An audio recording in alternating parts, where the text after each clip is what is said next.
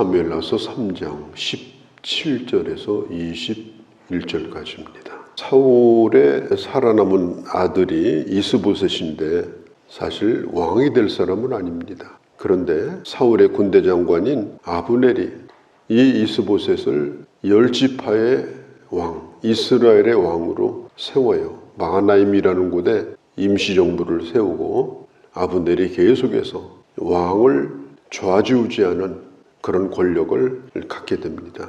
오늘 성경에 보면은 17절에 이스라엘 장로들이 여러 번 아브넬에게 찾아와서 우리의 왕은 이스보셋이 아니고 다윗이 우리의 왕이 되어야 한다.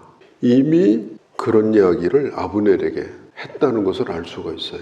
이스라엘 백성들의 요구가 있음에도 불구하고 아브넬은 이스보셋을 왕으로 삼은 거예요.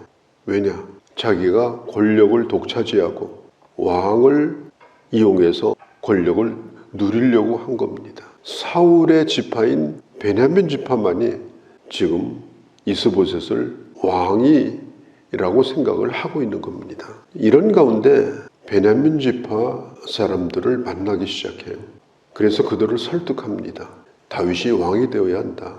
다윗이 이스라엘 전체 왕이 되어야 한다. 다윗이 사울을 죽인 것이 아니다.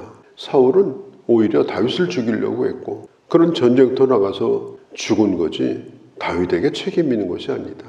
베냐민 사람들을 열심히 설득을 해서 마음을 돌이켜 놨어요. 이스라엘 10지파가 이제 다윗이 왕이 되기로 그렇게 마음을 합하게 된 겁니다. 참 하나님의 섭리는 정말 놀랍습니다. 왜냐하면 이렇게 아브넬 같이 권력을 좋아하는 사람을 통해서 이스라엘 백성들의 마음을 이렇게 하나로 지금 묶고 있는 것을 볼 수가 있어요.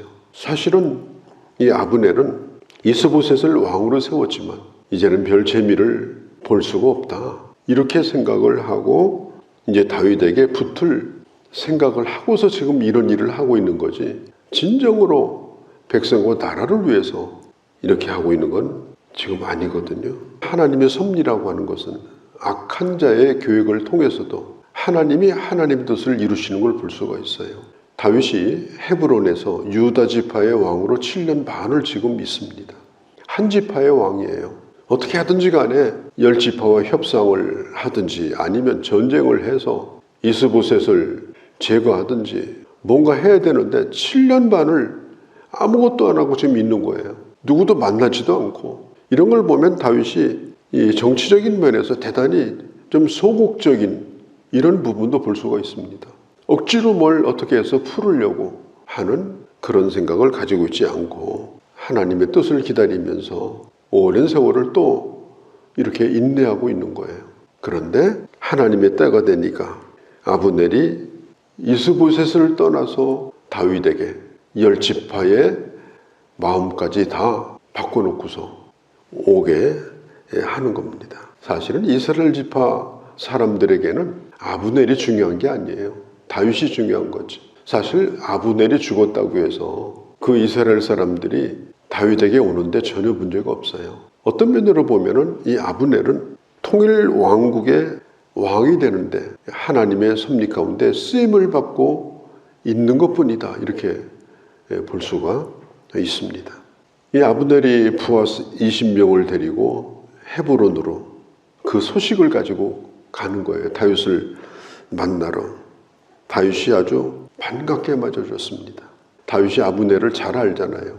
이 사람은 기회주의자고 배신도 잘하는 사람이고 아주 조심해야 될 사람이라는 걸 다윗이 잘 알고 있지만 이스라엘이 하나 되게 하는 데 있어서 아브넬과 손을 잡지 않으면 안 된다고 생각하고 아브넬을 맞아주고 극진히 대접을 했습니다. 이것은 지금 남아있는 이스라엘의 장로들, 10지파 사람들에게 다윗이 자기들에게 호의적인 생각을 가지고 있다. 싸울 생각이 없다. 이것을 정치적으로 확실하게 보여주는 방법이 그 소식을 가지고 온 아브넬을 극진히 대접을 해주는 거예요.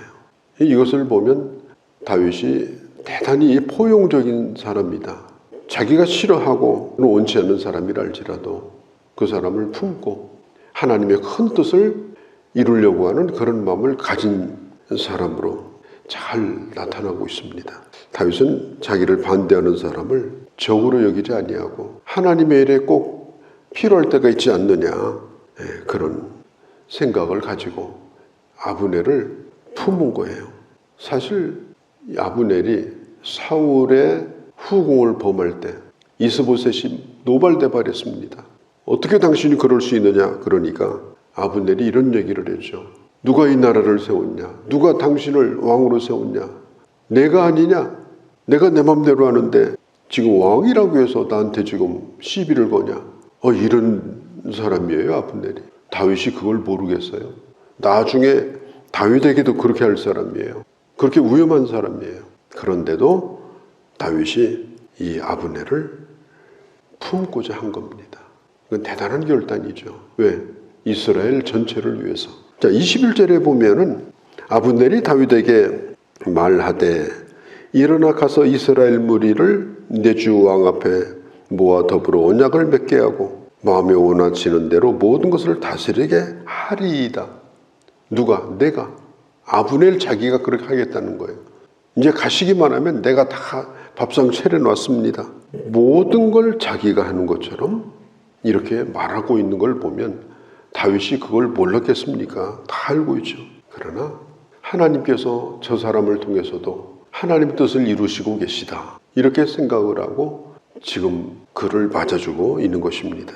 그렇게 하고 대접을 잘 받고 이제 아브넬이 돌아가요. 다윗이 가지고 있는 뜻을 전해주려고. 그런데 그때 마침 누가 등장하는가 하면 22절에 다윗의 신복들과 요압이 적군을 치고 크게 노력한 물건을 가지고 돌아오니 아브넬은 이미 편안히 돌아갔고 다윗과 함께 있지 아니했다. 요압이 무슨 소식을 들었을까요? 전쟁을 하고 돌아오니까 아브넬이 다녀갔다는 거예요. 잘 대접을 받고. 그러니까 요압이 당장 24절에 요압이 왕에게 나가 항의를 하는 겁니다. 뭐라고 항의를 하는가 하면, 아니 아브넬을 죽이지 아니하고 돌려보냈습니까? 이건 왕이 크게 잘못한 겁니다. 그 사람은 교활한 사람입니다. 그 사람은 지금 우리를 도우려고 온 사람이 아니고 우리 형편을 알아보려고, 정탐하려고 지금 온 겁니다. 그걸 모르셨습니까? 그러면서 오히려 다윗 왕을 책망을 합니다. 눈을 부릅뜨면서 오히려 이 다윗 왕에게 충고를 하는 거예요. 그런 사람을 어떻게 도와줬습니까?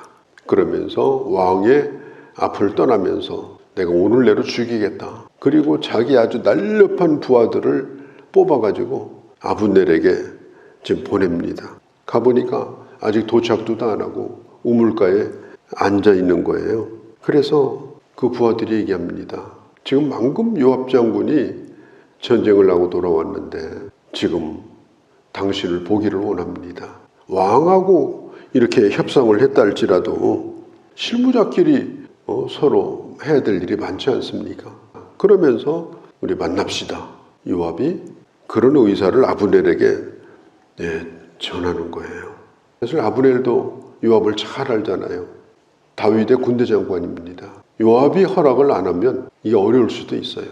그러니까 아브넬이 잘 됐다고 생각하고 요압을 만나기 위해서 헤브론으로 다시 돌아오게 돼요. 우리 은밀하게 상의를 해야 된다. 이건 비밀이다. 그래가지고 둘이 또 만납니다. 아브넬이 방심한 사이에 칼을 뽑아가지고 그 자리에서 아브넬을 죽여요. 참 기가 막힌 일이죠. 성경에 보면은 26절에 다윗은 알지 못하였더라. 다윗이 모르는 사이에 이런 일이 일어났고 이런 일을 다윗에게 알리지도 않고 이렇게 한 거예요. 그 이유가 뭐냐? 이 아브넬이 자기 동생은 아사엘을 죽였거든요. 복수심. 그러니까 요압에게는 다윗, 자기가 섬기는 다윗 왕의 입장, 또 이스라엘 나라의 미래, 또 하나님의 뜻, 이런 것에 대해서는 별 관심이 없었어요. 오로지 자기 동생을 죽인 자로 생각을 하고 아브넬을 죽인 거예요. 사실 이때는요, 이제 나중에 보겠습니다만은 다윗이 요압에게 아무 소리도 안 했어요. 요압이 너무너무 큰 잘못을 저질렀는데 얘기를 못 한 거예요. 왜? 요압하고도 등지게 되면 이게 큰일 나니까 속이 쓰리고 아프지만 받아들입니다. 그렇게 하면서 내내 다윗이 통일왕국의 왕이 되고 나서도 계속해서 다윗을 힘들게 했어요. 그러다 손을 못 대고 있다가 자기 아들이 왕이 될 때 다윗이 죽으면서 유언을 합니다. 만일 요압을 데리고 일하면 너는 안 된다. 그를 제거해라. 그래가지고 이 요압이 솔로몬의 손에 의해서 죽습니다. 이 다윗이 왕 노릇을 오래 했는데 요압이 도움도 됐지만은 늘 다윗에게 고통스럽게 하는 그런 장애물도 된 겁니다. 이 다윗은 이제 한 지파의 왕이 아니고 이스라엘 전체의 왕으로 점점 이제 자리를 잡아갑니다. 하나님이 간섭하시고 방향을 잡아주신 거예요.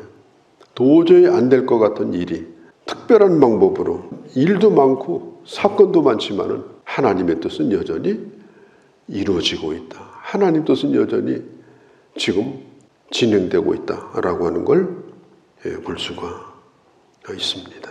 우리의 왕 되신 예수 그리스도, 우리는 하나님의 나라를 생각합니다. 그리고 먹든지 마시든지 하나님의 영광을 생각하고 그리고 그의 나라를 구하고 어떻게 하든지 주님의 마음을 편안케 드리는 사람으로 살기를 원합니다. 오늘 이 하루도 그런 하나님의 자녀로 살아가는 우리 모두가 되어주기를 바랍니다. 거룩하신 우리 아버지, 오늘도 주의 말씀을 들었습니다. 다윗이 헤브론에서 유다의 왕으로, 이스보셋이 마나임에서 10지파의 왕으로 이렇게 나라가 갈라져서 하나가 될 수 없는 그런 지경에 이르렀을 때 아브넬 같은 사람을 통하여 하나님은 또 역사하셨고 그 일을 이루셨습니다. 오늘도 세상이 참 복잡하고 내 힘으로 풀 수 없는 문제도 많이 있고 힘들지만 모든 것이 하나님의 주권과 하나님의 섭리 가운데 있고 또 우리 하나님께서 합력하여 선을 이루어 가심을 믿습니다. 우리가 할 수 있는 일이 너무나 많지 않아 늘 연약함을 경험하지만 나를 향하신 하나님의 선하신 뜻이 오늘도 여전히 이루어지고 있음을 믿습니다. 오직 주님 바라보며 주의 나라와 의의를 구하며 살아가는 그러한 저희가 되게 하여 주옵소서. 우리 주 예수님의 이름으로 기도하옵나이다. 아멘.